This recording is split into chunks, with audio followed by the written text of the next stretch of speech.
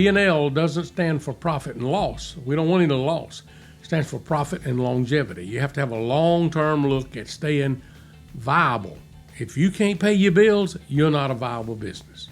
Well, I was a subcontractor installing flooring, and I was working for, women mostly, going in, putting tile in their houses. And so I was making money, and then this building came for sale. And I said, I'm going to open me up a store because I saw other stores. And I said, well, this is how they're successful. And I didn't have the plan. I just thought, if I get the store, I'll be like everybody else. And I didn't put the plan behind it. And I was able to afford it, but it was costly because the building didn't make me money. I thought if I put a sign out front, people are going to come in and they're going to be throwing money at me. Here, here, here. And it took somebody to take the money from them and be there when one or two came in a day. It's a drag. Right. There's a whole lot more cost than just seeing what other people do. It's kind of like, I want to have a store, but the rent, the insurance, like you said, the personnel, are you going to have merchandise, the lighting, the electric? I mean, electric is way more expensive here than at my house.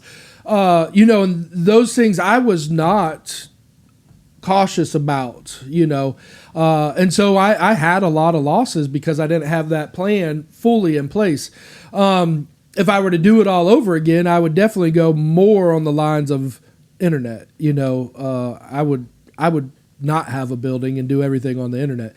And, you told me something one time we were talking about, I came to you about going into the concrete business, about polishing concrete, which is still in my wheelhouse because it's flooring. But I said, Jimmy, I'm going to spend $50,000 to $100,000 on this tool, on these machines, and I'm going to get all of this work because of it. And you said... Well, I don't remember exactly what I said, but I would have said, are you sure you've got that many people that want to buy your time using that equipment? That's right. That's what I said. That's right. And then the other thing I would have cautioned you about, who else has got one of those pieces of equipment? He's had it 6 months or a year and he got it paid for. If you get in the market and compete with him, is he going to cut the price? And how cheap can you go? What is it? And I also may have said, that guy's got 100 years of experience combined with the top 3 operators, and they don't ever make a mistake when they finish a floor. The learning curve. It's a learning curve. So I'm in favor of starting small and getting experience, and then come out where you think you can push where there's some give. That's a principle that I learned a long time ago. If you're going up against the big guys and they got a solid wall there, you can't get in, why would you want to get your hammer and try to put a nail into a solid brick wall? If there's a piece of sheet metal over there that you can push aside, go in there where there's give. Go into that market where there's some room. Yeah, and that was a real aha moment because I bought the building, and then a couple years later I'm sitting here, and because of my experience with the building and all the cost, and then having this conversation with you about buying this equipment, it let me know, do we just buy stuff to make us feel like we're on the right course rather than doing the behind the scenes management of producing what we want to do? Like you said, don't buy the machine until you can get the contract, one. And then you said, hire the guy who has the machine. It was like, oh, the lights came on, because sometimes we always feel like we have to do all of the work.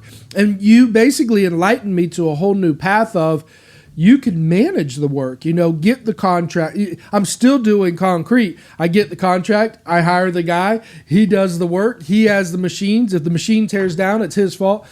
But the one thing that you did was the most challenging is you said, before you do anything, get the contract. That's real.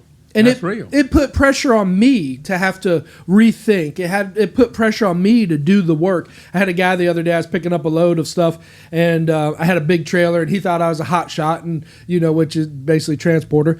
And he's asking me about it, and he's like, I'm going to buy me a truck, I'm going to buy me a trailer. And I said, Jimmy Watley says. I had no idea anybody was even paying attention back then. Right. Listen, I'm quoting you all over the place. And now you're on podcast.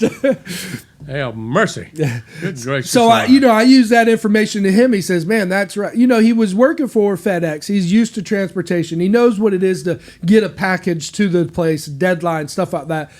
But he wants more out of his life. He wants more freedom. He wants more money. And I believe he can have it, but I think we have to use the proper steps, like you're talking about. Know yourself, know your passion, know how you're going to get your money, know that you can first get a job without spending any money. Everybody always says you have to spend money to make money. Well, there's a lot of truth to that, but you also need to see how you can get that back. Not every matter of fact. What's the statistics? 80% of all small business startups fail. They fail, and they run. And the reason, number one reason, is they run out of cash. And why do you run out of cash? Because you run out of customers, and you run out of margin, and your expenses go out of sight. I sat down with a young man, and I asked that stupid question, which is, where do you make your money? And he didn't want to spend the time to look at it, but I did. And I said, this segment of your business is costing you money. You need to get out of it. Oh, but I've sold this, I sold that. I said, yep, but what did you have to keep to get it? You had to have a track hoe, you had to have a backhoe, you had to have this, this, and this, and you don't make enough out of that to make those payments, and you don't need that in another way.